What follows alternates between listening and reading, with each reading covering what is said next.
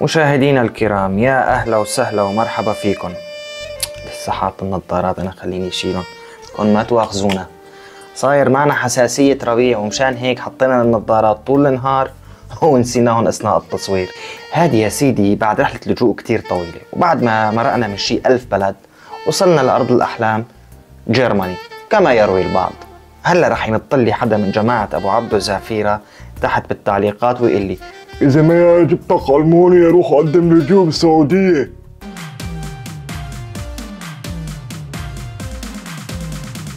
هادي يا سيدي وصلنا على جرماني وبلشت هالعالم تنفرز، شي يمين وشي شمال، ناس انفرزت على شمال ألمانيا وناس انفرزت على جنوبها وعلى هادو مثله. وفكرت هالعالم ديريكت رح تنفرز على بيوت وفلل حسب رواية أبو عبدو زافيرة، وإذا الصدمة الكبرى طلعت البيوت هيك. الكامبات هي عبارة عن منازل مؤقتة ومركز تجمع مؤقت لهالناس لبما تعمل المحاكم، وانت وحظك يمكن تعمل محكمة لجوء خلال اسبوع ويمكن خلال سنة. وبلش ابو العريف السوري الدكتور الرائد المظلي المهندس يلي عنده 10 فلل بسوريا مع 100 سيارة و10 معامل و50,000 موظف، وينظر على هالعالم يلي موجودين بالكامب انه الالمان طريقتهم بالشغل غلط. يعني هالعالم ما لازم تكون بالكامب وما لازم تبقى، لانه الظروف غير مناسبة انسانيا لهالعالم. طبعا نحن بزمان بشار كانت ظروفنا الانسانية غير شكل، وينكن فوق الريح. وبلش يعطي نصايح لهالعالم يلي بالكامب كيف لازم يشتغلوا ويبلشوا بألمانيا، وصار المتحدث الرسمي باسم السوريين كلهم. واكيد الناس يلي كانوا بالكامبات بيعرفوا هذا المخلوق كان موجود بكل مجموعة او جروب. نرجع للكامبات والهايمات، هون بتلاقي الفهمان والغبي والحامض والحلو، وسوريين من كل المدن السورية بالإضافة لجنسيات أجنبية تانية. ومرة من المرات كنت بالغرفة أنا وأصدقائي السوريين يلي فرزونا عليها، وكان في تخت فاضي، وإذ بعد شوي بيدخل موظف من موظفين الكامب ومعه شاب.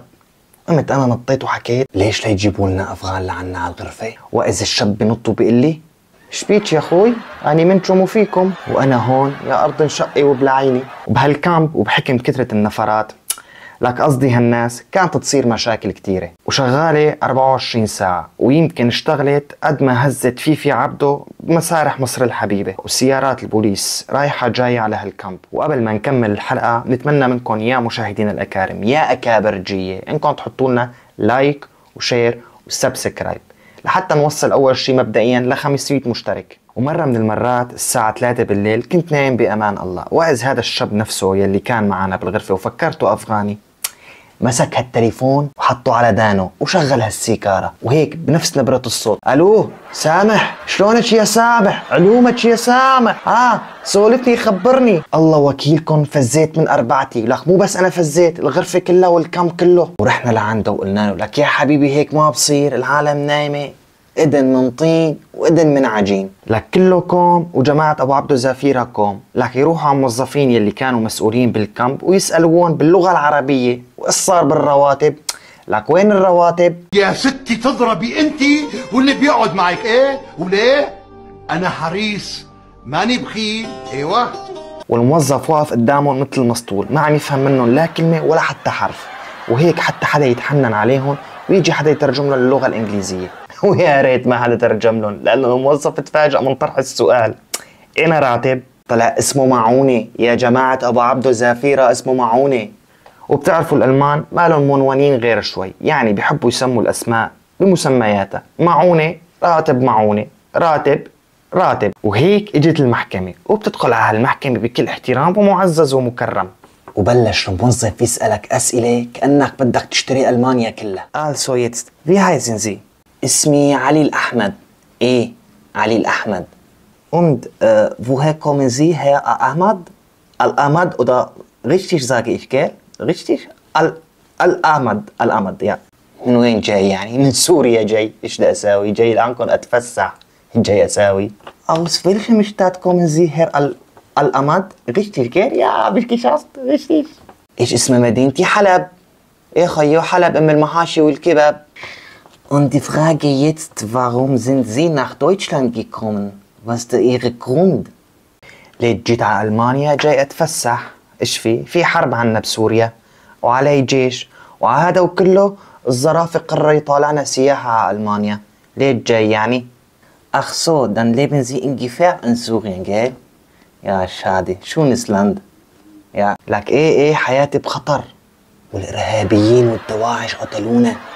هي مقولة الأقليات لما تيجي تقدم لجوء بألمانيا. Also, jetzt sind Sie, Herr Ahmad, fertig.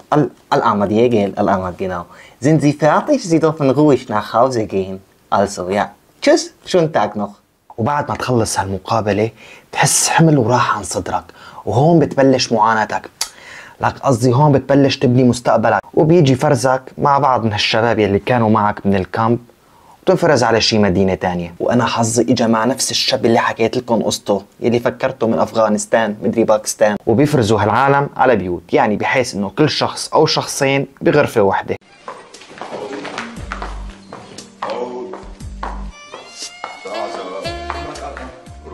وهون حطمة جمال، يعني 6-7 شباب ببيت فيه 4-5 غرف، وكل شخص أو شخصين بغرفة. لكل شخص له طبع معين، اللي بيحشش ويلي بيشرب، وهذا داخل بإيده بنت وطالع بإيده بنت، وهذا يلي بيدخن وبينفض بالأرض، وهذا يلي بيطبخ وما بينظف. وينكم صارت مشاكل ليوم المشاكل، وهالأسباب يلي ذكرناها وصار من وراها بمشاكل كوم، وقتالات الشدة كوم تاني. ومرة من المرات باركين أنا وهالشباب بهالبيت عم نلعب شدة، وكانت اللعبة تريكس، واحدة التسميات كانت ختيار الكبة. وعلمت له باللعبة لشريكي انه الختيار معي لا بقى تلعب كبة، يعني الختيار معي، ويا ريتني ما علمت له، لانه هالفهمان الحمار فهم القصة بالعكس وفكر انه الختيار معهم، وبلش ديه وديه، كبة ديه وديه، هيك حتى فرشته ونزلت هالختيار مع كم هائل من الكلمات الغير مناسبة أن ألقيها أمامكم على الكاميرا.